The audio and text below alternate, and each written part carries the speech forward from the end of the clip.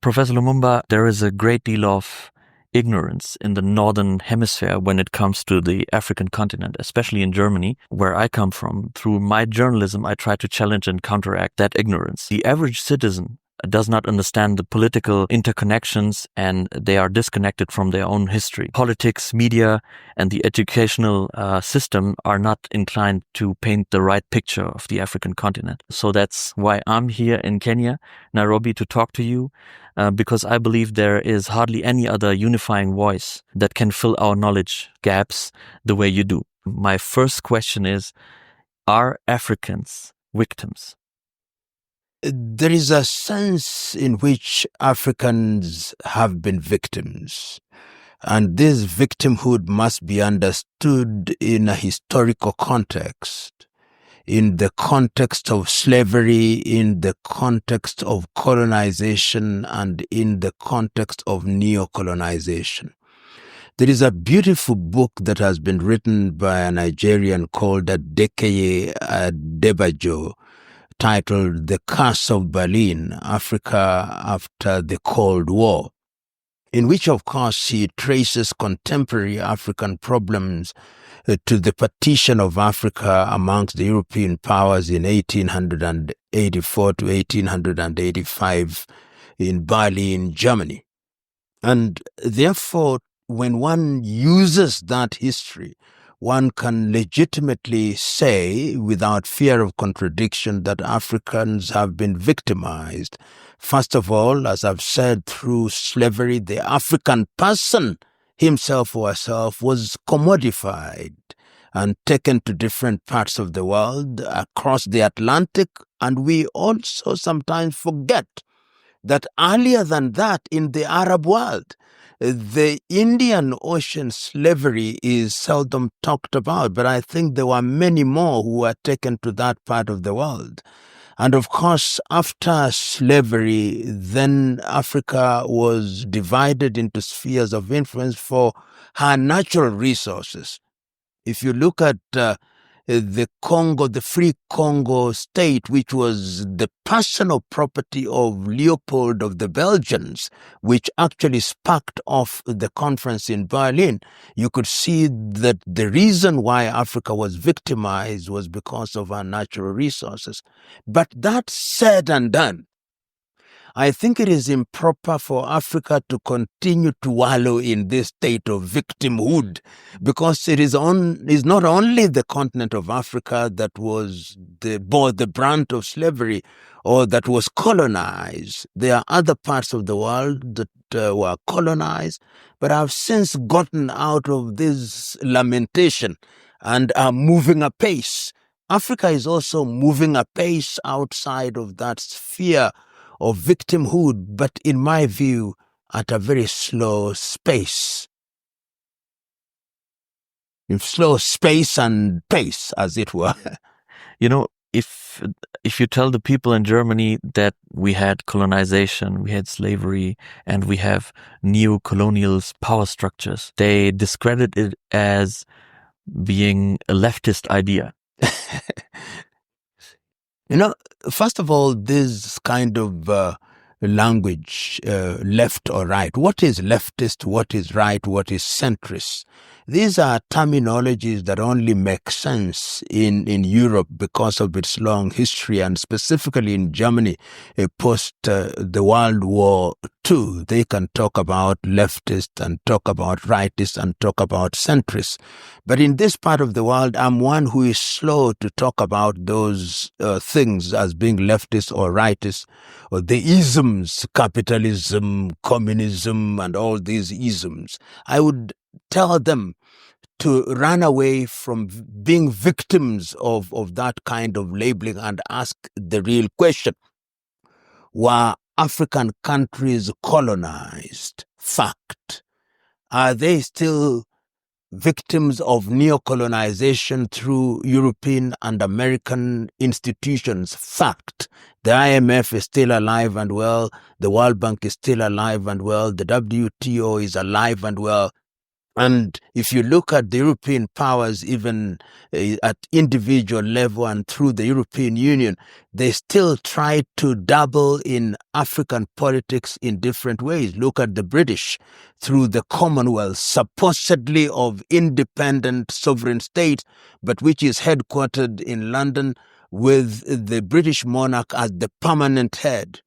Look at La Francophonie, which is headquartered in Paris and puts together countries which were former colonies of France. Look at the Community of Portuguese-speaking states, which is headquartered once again in Lisbon. And look at how they still want to control the activities in their former colonies. So we are talking about factual issues. We are not moralizing nor philosophizing, because there is evidence and our assertions are evidence-based. If you look at Germany, for example, she uses institutions such as the GIZ to continue to perpetuate soft power and to have footprints in many countries, including Africa. So I would liberate such individuals from their assertions and tell them we are talking about factual issues which can be verified on the ground. So you talk about the GIZ. Can you explain to me how it is working, or our viewers, so that understand? If you look at your typical European country, what they do is to create non-governmental organizations or governmental organizations in which the government does not operate directly, but which are funded by government. And what do? They enter into agreements with countries, African countries or African institutions, and they say, we are supporting you. And they support them to hold meetings, they support them in the health sector, they support them in agriculture sector, they support them by bringing in experts to do certain things. And history has demonstrated times without number that it is still true that he or she who pays the piper calls the tune. So what do? They influence processes. They take you for courses in German university or German institutions or the Goethe Institute. And these are activities that are designed to indoctrinate African intelligentsia. And it is true that if you control their mind, you control them. And that is what institutions such as GIZ do. And it's not only GIZ. We are seeing right now, the Americans are telling us what USAID was doing over the years. We did not know. They were involved in every sector. And one of the Americans, as I said, that these were actually spy agencies. You would say that about UK Aid. You will say that about Danida, SIDA. There is no shortage of them. They may look humble and harmless on the face of it, but the truth is that these are subterranean maneuvers which are designed to continue to control the African continent, which unfortunately is divided. Whenever we talk about Africa, we also have the tendency to describe Africa as if we are talking about a country. No, Africa is a continent with 54 sovereign countries recognized by the UN and other claimants of statehood which are not recognized, like Sahrawi or Somaliland and Ambazonia, and they operate differently, culturally different. So when we talk about Africa, it's also important to warn ourselves that we are talking about a continent that is, in fact, the most diverse, the most heterogeneous of all continents in the world. I once encountered an elderly German woman who spoke very dismissively about Africa as a whole, and she said Africans are backward because the fruits practically grow into their mouths. They are too lazy to strive for innovation while we work hard for our success. That statement made me angry, and I didn't know where to start in responding to such ignorance. Where would you start? In my younger days, I would be angry at such a statement, but I am not angry.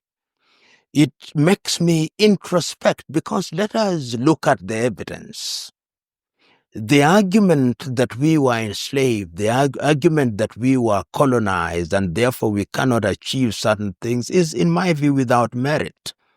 We have, since the independence of African countries, Egypt regained her independence in 1922, South Sudan, before it split in 1956, Ghana in 1957, Ethiopia was not effectively colonized, Liberia, which was for freed slaves from the United States of America in the 19th century.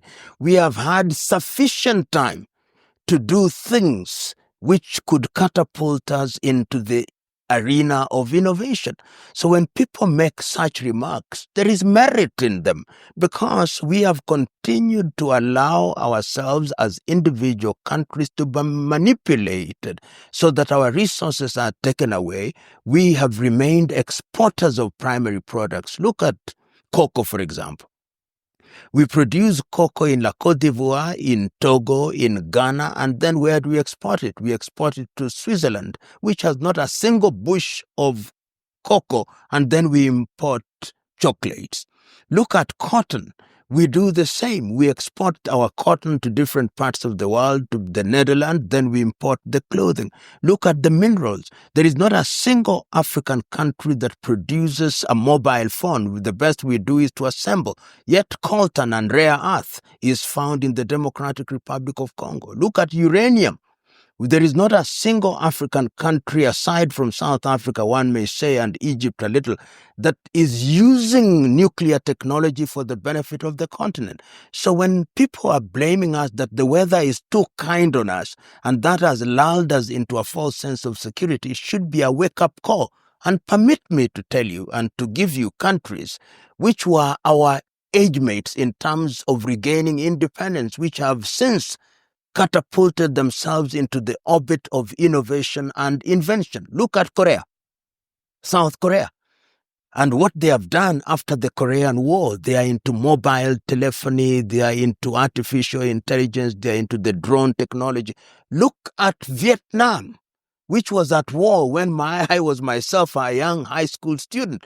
Vietnam now has a GDP which is bigger than the GDP of one of our largest countries, Nigeria, or even South Africa. So my own view is... But the first countries that you just named, they did it with the blessing of the West, of the US. So is it not a condition to develop like that? It is not blessing. It is about using your status to engage constructively. And I want to give you this example. Has it ever surprised you that some of our politicians are the richest individuals, that they lead the poorest countries and yet they are multi-billionaires? Look at somebody like Mobutu Sese Seko in the Democratic Republic of Congo, who ran a kleptocracy and was financing French politicians, was building in his rural home palaces. Suppose he had used the wealth that he had to build industries, to build the Grand Inga Dam. So you don't need the blessing of anybody. You can move regardless if you want to. And I'll give you countries that have done that in the continent of Africa. Look at little Mauritius. No resources at all. What has it done? Despite attempts at undermining her, just using what she has. Tourism has been a major factor. Look at little Rwanda in the recent past since 1994. In other words, if you engage constructively, you will achieve certain things. But if you want to engage in lamentation and waiting for Godot to guide you on what to do, then you'll never realize your potential. Look at Nigeria. What does Nigeria have that stands in the way of our development? Is just good leadership. And Chinua Achebe wrote about it in 1983 when he said the trouble with Nigeria is simply and squarely a problem of leadership. And permit me, look at Qatar. Little country. What does it have? Oil and gas. What does Nigeria have? Oil and gas. Angola, oil and gas. Equatorial Guinea, oil and gas. Ghana, oil and gas. So those arguments are no longer available to us What we must do is to make demands of our leaders. Unfortunately, most African countries are run by kleptocrats. And the few that are moving in the right direction are demonstrating that it can be done.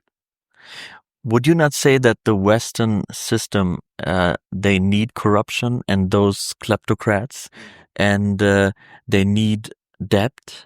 They need the IMF to put sanctions and more loans and higher interest rates and all this stuff to keep Africa like it is? You've got it right. The Western economic model demands and requires that Africa be kept in a perpetual state of indebtedness and confusion. And when that has happened, it becomes very easy to manipulate. But we know that. Knowing that as we do, it is our duty to now do things that are going to ensure that we are no longer manipulated. And let me give you an example. In the East African community, we used to have an East African community in the 1960s where we had East African Airways, East African Railways and Harbors, East African Post and Telecommunication. And we were ahead in terms of integration, ahead of the European Union. We had a single currency, single education system. Then we broke it and recreated it. And in the recent past, we said that we are going to eliminate tariff and non-tariff barriers and to allow goods to move freely across the region. But what do the West do, the European Union and the Americans? When we had agreed, for example, that we were no longer going to import second-hand clothing in order to rebuild our textile industry, they came to Kenya, my country, and persuaded the political class to enter into an arrangement with them, and that undermined us. So there are times when we, through our political leaders, are the ones who undermine the things that we ought to do right. And once again, the world is about cutthroat competition. There will always be those who want to interfere. Look at China. When I was growing up in the recent past, China was a backwater country that we did not think much about. And despite the hurdles, in spite of the hurdles that stood in our way, today you cannot ignore China. You cannot ignore Indonesia, because you cannot ignore India. Because despite attempts by Western institutions such as the Bretton Woods institutions, IMF and World Bank, which were never created for Africa, they were created in 1944 for the purpose of rebuilding Europe after the World War II. We are simply grafted into it. But yet again, somehow we forget. Right now, if you look at the African Development Bank, which was created by African countries, the second highest shareholder is the United States of America. The Japanese are there. The Germans are there. The European Union are there. So we in the African continent must just wake up and, as the Americans would say, smell the coffee. Because if we don't, we'll continue to be manipulated and we will continue to be dominated.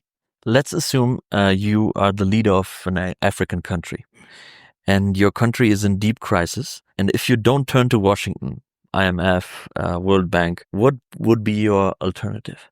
My alternative, number one, we've got to organize our internal politics in a manner that puts every person's hands on deck. Cut our coat according to our cloth. And this has been done. I have seen this in a number of countries in the recent past, but it was not sustained. Look at little Eritrea, which does not owe any country any money. People may say that they are suffering. Of course, there'll be pain and suffering in the early days, but ultimately you begin to grow on your own terms. There are mistakes that may be made, that are being made in Eritrea, but on certain fundamentals, they have liberated themselves from the slavery of the IMF and World Bank. Look at what is happening in the Sahel. They may say that they gained power through unconstitutional means. I prefer to say extraordinary means. In Burkina Faso, in Niger, and in Mali, they have now come through a federation. They are renegotiating the contract that they entered into with the French companies in uranium. They are sending away French troops. Are they suffering? Yes, they are. There are certain things that are happening. They don't have as much electricity as they would want, but they are beginning to move in the right direction. And in Burkina Faso in the 1980s, Thomas Sankara did exactly that. The question is sustainability. So if I were a leader, I would be very clear. Domestic tax would be something that I would ensure is used effectively. Reduction of expenditure on military. Ensure that we feed ourselves agriculture. Ensure that we use our resources in the area of health and medicine, and identify, friend, the reality and the beauty of the world is that you cannot be completely shut out. Somehow, there'll always be countries and individuals that want to work with you. And I've seen this in Somaliland, which is not recognized by any country. I've been to Hargeisa many times. They are running a functioning government that holds elections and things are going on. Employment is created. Many African countries are sending their people to work there. It can be done, but it must be done on the basis of selflessness so that the leadership leads by example and the population will know that this is sacrificial leadership which we ought to support. So it's about visionary leadership, not a short-sighted view. Vision is the most important thing. And when you are talking about visionary leadership, the dividends may not be immediate. If you look at this continent, in countries where we have had visionary leadership, Tanzania is one of them. You know, when Tanganyika regained her independence and ultimately in 1964 merged with Zanzibar to create what we now know as Tanzania, and President Nyerere and his administration attempted to talk about what he called villagization, ujamaa, people wrote its obituary as a failed economic attempt. But the Tanzania that we see today, which is steadily beginning to overtake her neighbors, is because of that foundation. With over 100 plus ethnic groups, they are welded together and they think of a nation. That was a visionary leader who after 25 years in 1985 said, at 63, I am now retiring. And you can see the politics is moving in the right direction. Of course, it cannot always be perfect. That is the kind of visionary leadership that I'm talking about. And we have seen it in this continent. And I believe that it is something that can be done. And I must mention Sam Nujoma, who passed away only last week of Namibia. Namibia still has many historical problems, particularly with the land question. But you can see that because he laid a firm foundation stone, you've seen succession, and the subsequent leaders can now begin to address the historical questions. Vision is what is critical in leadership. In Tanzania, Kenya, and Uganda, I spoke with many people from the streets and from the media, academia about African leadership. And the majority mentioned only a few figures who gave them hope. Nyerere, Lumumba, Sankara, Gaddafi, Idi Amin, Magufuli, that were the names that I heard. What do these figures have in common? I do not know whether Idi Amin, in my view, would fall in that category. But there is wisdom in acknowledging a few leaders who have, during their time, tried to do well. I think Nyerere belongs in that pantheon of leaders. I think Patrice Emery Lumumba, just for the promise, he did not serve long enough. He was eliminated too quickly. He belonged to that pantheon. I believe that Kwame Nkrumah, who was eliminated in 1966, cannot be ignored. I believe that Samora Moises Machel cannot be ignored. I believe that Modibo Keita cannot be ignored. I believe that Amilcar Cabral of Guinea-Bissau cannot be ignored. Kenneth Kaunda must not be ignored. So Muammar al-Gaddafi cannot be ignored because he was the man who in recent times was pushing the reorganization of African Union or OAU into African Union. But Idi Amin, I think I would not include him in that space at all. He may have had moments of saying useful things, but he cannot, with the same mouth, say Idi Amin and say Julius Kambarage. Can you name current leaders that give you hope? Magufuli, of course, must be remembered. I'm struggling when you say current leaders. I'm struggling very much, but I believe that Paul Kagame has demonstrated useful leadership after the genocide, and what he must now work on is a succession plan to ensure that there is sustainability of his ideas. Yoweri Kaguta Museveni also should be working on succession planning. If they were to ensure that succession planning is done in a proper manner, then their sins may be forgiven them. But after that, one almost struggles. What about Burkina Faso or Niger? Right now, there is a new crop of individuals who have come. The jury, as one would say, is still out.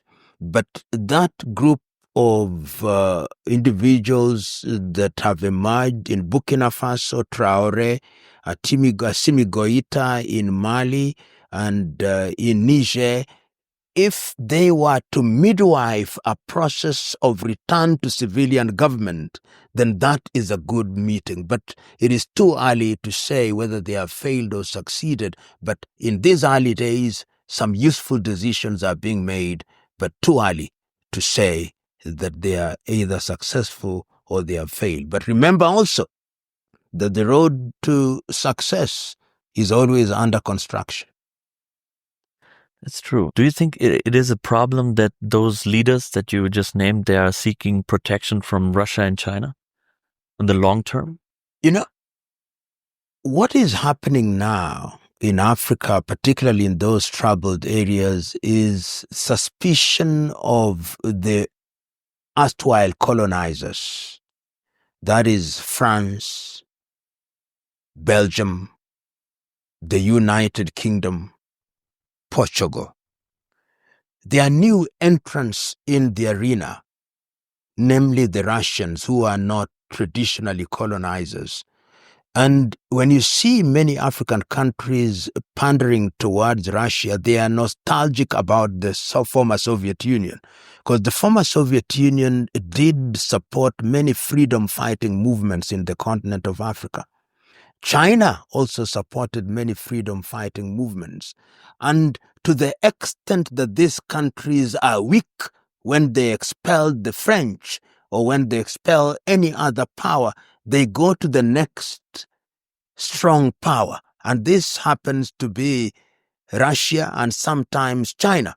But I keep on warning African countries that even Russia has our own interests, that even China has our own interests, and that it is important in these very early stages to define the relationship that we have with the both of them so that they don't end up being in the same space or occupying the space that was occupied by the former colonizers. The definition of relationship. If they are offering you military support, you must ask them, you have come in the year 2025, when are you leaving? In other words, the entry must also give us the exit plan. Otherwise, they'll become permanent fixtures. I'm religious. I would say I'm spiritual, and I was observing in the last years the role of religion on this continent. And I think there are forms, rather deformations of religion that have been made compatible with neocolonial power structures. And sometimes they are sedating the people, offering them prosperity and the prosperity gospel preachers. And then it is a business. It's a billion-dollar industry. And at the same time, there are visionary leaders that were deeply inspired by religion, Christianity, Islam. If I think of Malcolm X, where do you see the difference between those different forms of religion? Religion, aside from spirituality, has always been used and or misused for different purposes. In fact, I remember as a young history student, we used to be taught is the flag followed the cross. And if you look at each one of the countries and the role of religion, whether the Roman Catholic Church or the Church of England, sometimes when it comes out is called the Anglican Church, or the Dutch Reformed Church, or the Lutheran Church, there is a sense in which they played a critical role in sedating the people.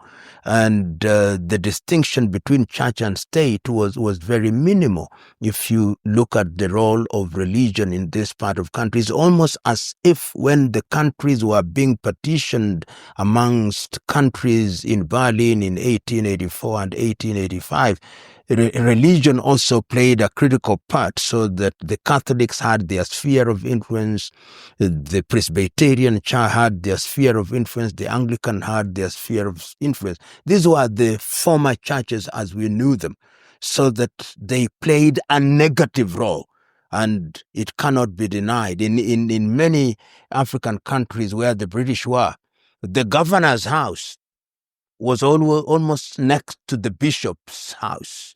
And this was very telling that they were working for Her Majesty's or His Majesty's government. So that is true to say, and the influence was to pacify the people. Do not keep your treasure on earth where moths will eat them, keep them in heaven, yet they are taking your gold. They tell you to do all manner of things which are directing you to heaven, yet they are influencing processes that are designed to keep things on earth. So it is true, but it is also true that religious doctrine has inspired many people throughout the ages. Not only in the continent of Africa.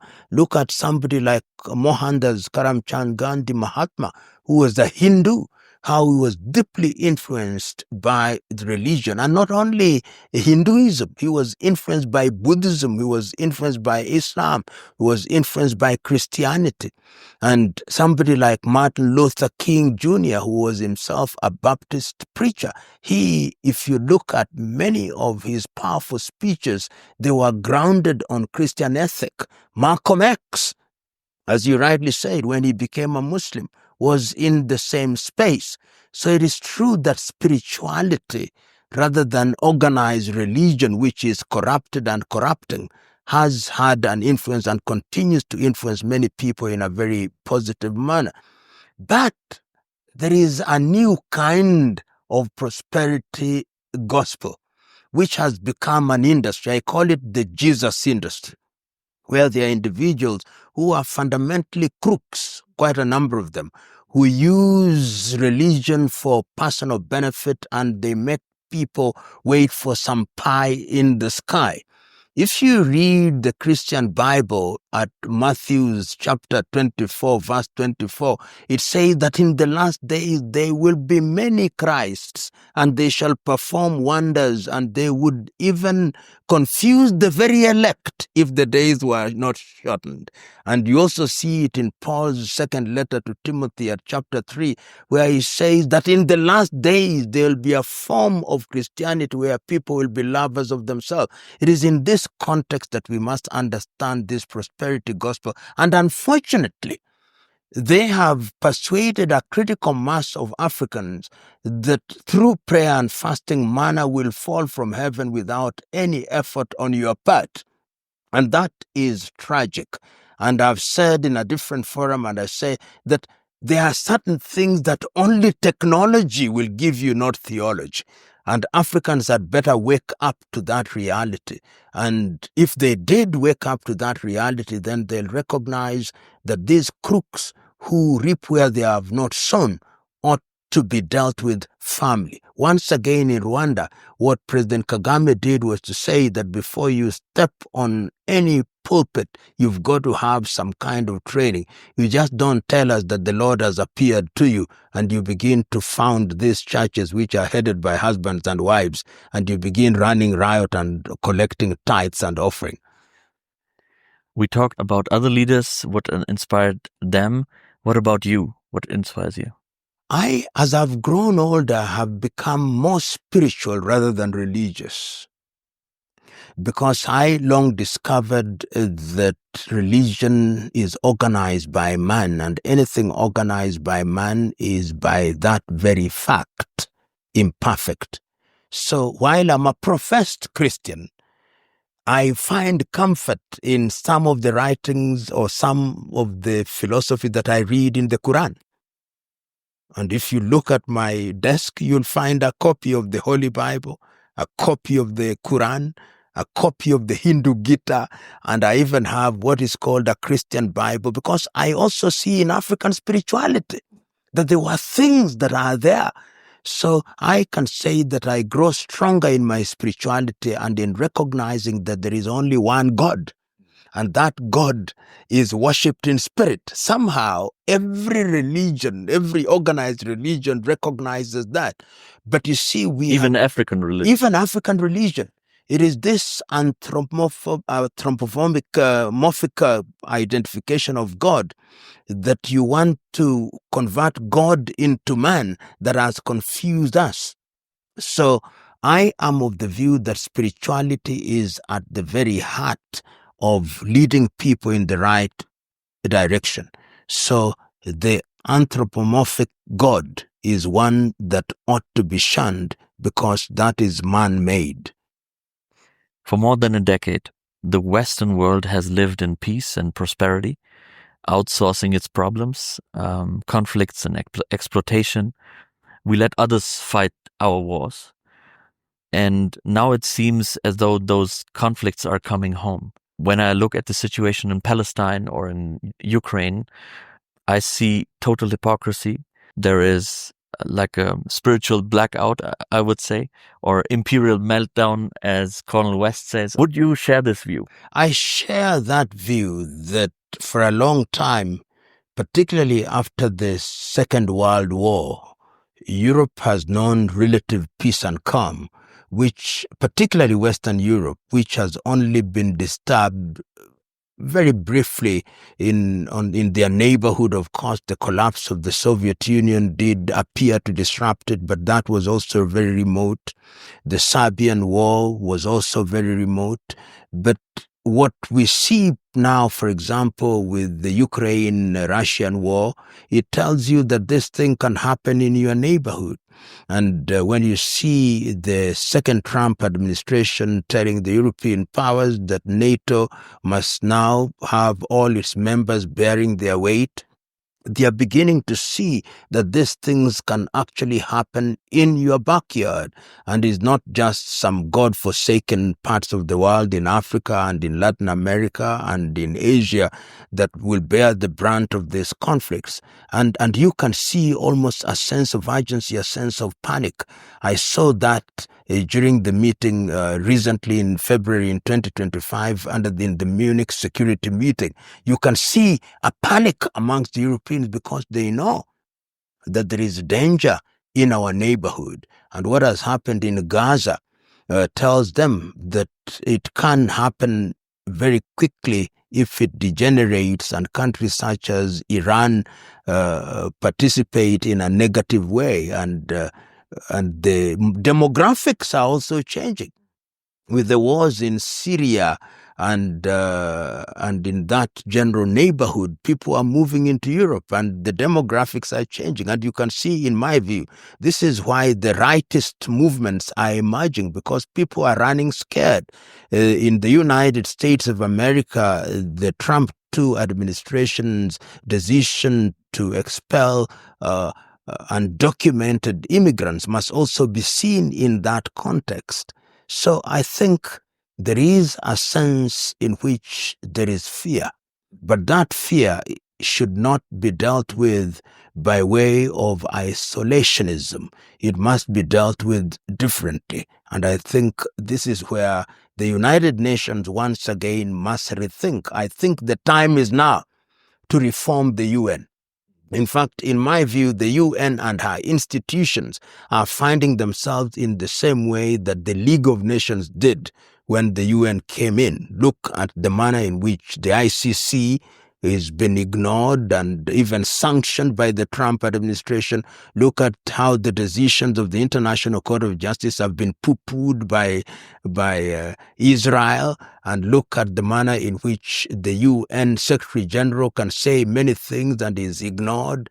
So that there is need to revamp many multilateral institutions to take the world into the second half of the 21st century.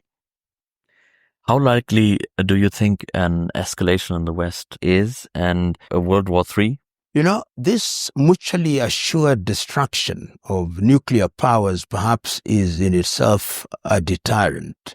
And I hold the view that there is always danger of a few mistakes being made. And that is why there is need for a modus vivendi in the war between Ukraine and Russia. I see the Americans have the appetite for ending the war, but they are warmongers in Europe who think that they can decimate Russia by fighting a proxy war in Ukraine. And I hope that sense will prevail. I listened to the Vice President of the United States, J.D. Vance, and he was very forthright in that regard. I believe that the possibility of a third world war is remote. I think that the world is a lot more sensible than that. And I also hold the view that the international community must engage countries such as Iran, so that they are not seen as pariah states. And these wars that involve countries such as India and China, the world is safer if the world is engaging on the basis of modus vivendi, so that we can live and let live. That, I think, is the essence of modus vivendi. Live and let live. I may not like you, but we happen to be in the same neighborhood. So we had just better live together. And that is going to require leadership that is responsible. I hope that that is going to emerge from Africa. I hope that Africa is going to be strong and our institutions are going to be strong to engage. I hope that the Arab world is going to be strong, and Europe and Asia and Latin America, and that will be the guarantor of a world that is devoid of the conflicts that we see. There is a book written by Rosling called Factfulness, in which it is argued that, in fact, the world is not as bad as we think it is, that it was worse before. But I believe that there are many things that need our attention, and leadership is going to be critical going forward. If you look closely into the foreign policies that are evolving in the new government of the US and the people Trump chose for his cabinet, it seems like the world is moving towards a new war with Iran. If that happens, and let's say it escalates, what would be the effects for the African continent? Any war anywhere, as we have recognized, has an impact. You may think that it will not have an impact, but remember that when you interfere with Iran, then the navigation in the entire Red Sea region is affected, as we actually saw during the ongoing Israeli-Hamas war. So if there is such a war, there would be an immediate impact in the continent of Africa in terms of commodities, cost of commodities, and of course, who knows how the nuclear dust and other things would affect the continent of Africa in the manner that Chernobyl affected Europe. So one hopes that this gung-ho kind of foreign policy, this saber rattling, will stop and that Iran would be engaged a lot more meaningfully. And sometimes I believe that Donald Trump is strategic in the manner in which he's operating, that when he wants an orange, he asks for an orchard, so that he gains at the end of it. So some of the things he's saying is simply to negotiate, and I hope that that will define how he operates going forward. I hope that too. Through your work, you're trying to awaken Africans to fight for independence and sovereignty. How far have you come, and how can we as Europeans, as Germans, support you in that struggle? Our foundation, the PLO Lumumba Foundation, was founded on the 16th day of December 1994. We are 30 years of age, and as I speak to you now, we have a presence in 46 African countries and 3 other countries outside of the continent. Our greatest claim to fame is that we have never asked for any foreign NGO to support our activities. Our activities are supported exclusively by the money we earn from our legal practice and the money that a few friends of goodwill within the continent have given us, which is not more than $10,000. And that to me is a source of pride. We believe that going forward, friends of goodwill may support our activities, but we want to engage on the basis of friendship, not on the basis of domination. If you give me $1 million and you expect me to start singing your song, I'll tell you, go away with your $1 million. I'll survive on my $1. But the beauty of the world, and this is my attitude in this regard, and I think it's Robert Mangaliso Sobukwe who said it in 1960 in the apartheid South Africa, when he was asked, but you are living in a world where there are whites and blacks, there are different races. He said, there is only one race, the human race. And if you approach the world from that perspective, then you only see the beauty of the world. Easier said than done, but I believe in every part of the world there are men and women of goodwill. You find good men across all races, across all religions. But we must, in the nature of things, those of us who think in the right direction will not claim to be good, but we mean well. We think none harm, wish none harm, do none harm, and work for the general good. And whether we are yellow, black, red, or whatever, if we pull in the same direction, the world will be the better.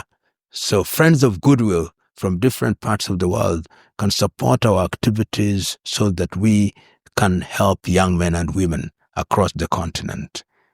Last question. Yes. Is it more about reforming the system or the people? There's a book that somebody gave me 2 weeks ago.